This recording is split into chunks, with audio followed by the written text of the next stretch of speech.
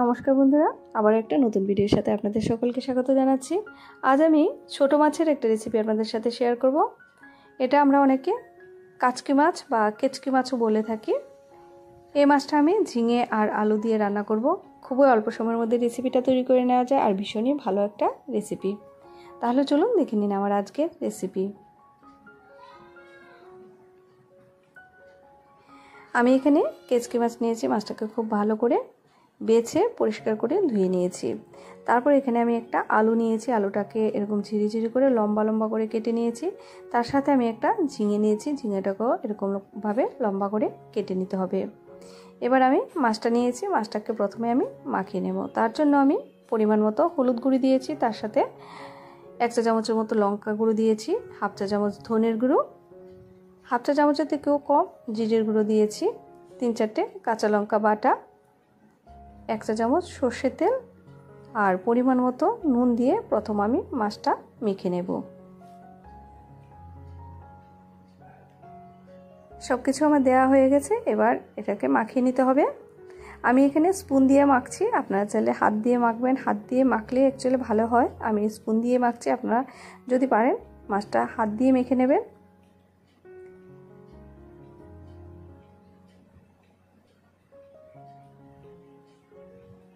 এই যে দেখুন মাছটা আমার মাখানো হয়ে গেছে। এবার রান্নার জন্য কড়াইতে তেল দিয়ে দিতে হবে।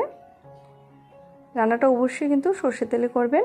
ছোট মাছ সর্ষের তেলে করলে ভালো লাগে। তেলটা গরম হয়ে গেলে সামান্য পরিমাণ এখানে আমি মেথি দিয়ে দিচ্ছি। মেথিটা একটু ভাজা ভাজা হয়ে গেলে তার মধ্যে একটা পেঁয়াজ কুচি দিয়ে দিতে হবে। পেঁয়াজটাকে মোটামুটি ব্রাউন কালার হওয়া পর্যন্ত ভেজে নিতে হবে।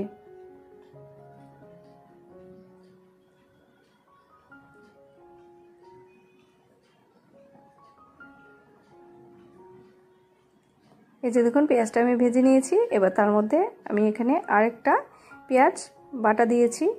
পেঁয়াজটা বাটাটা দিয়েছি এই কারণে যে পেঁয়াজ বাটাটা দিলে গ্রেভিটা একটু ঘন হয়, তার জন্য আমি এখানে পেঁয়াজ বাটা দিয়ে রান্নাটা করব।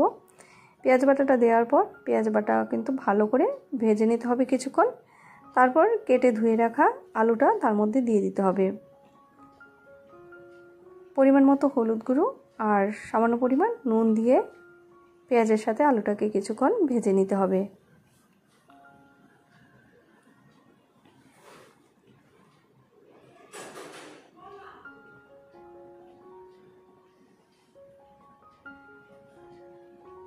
এই যে দেখুন বন্ধুরা, আমি পেঁয়াজের সাথে আলুটাকে কিছুক্ষণ ভেজে নিয়েছি।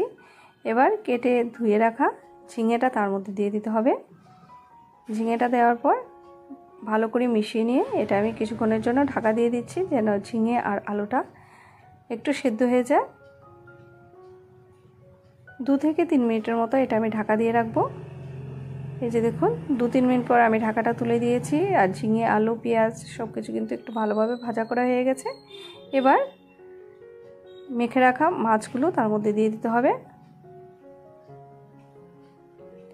মাছটা দিয়ে কিন্তু আলতো হাতে, মানে খুবই ঘাটাঘাটি করবেন না, তাহলে মাছটা ঘিরে যাবে। এভাবে আলতো হাতে মাছটাকে উল্টে দিতে হবে। উল্টে দিয়ে একটু কিছুক্ষণ রাখবো যেন মাছটা একটু ভাজা হয়। এই যে দেখুন মাছটা থেকে কিন্তু তেল ছেড়েছে, মাছটা একটু এক পিঠ ভাজা করা হয়ে গেছে।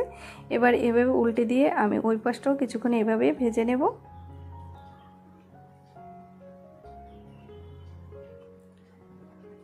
ওই পাশটাও দেখুন ভাজা করা হয়ে গেছে। এবার সামান্য পরিমাণ জল আমি তার মধ্যে দিচ্ছি। এখানে আমি 1 কাপের মতো জল দিয়েছি। জলটা দেওয়ার পর একটু আবারও ভালো করে মিশিয়ে নিতে হবে।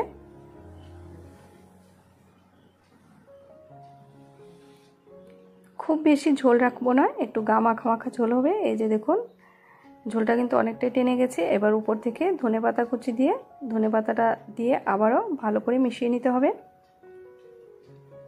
ধনেপাতাটা দেওয়ার পর আর বেশিক্ষণ রান্না করব না, আরও 1-2 মিনিট বসিয়ে রেখে আমি নামিয়ে নেব।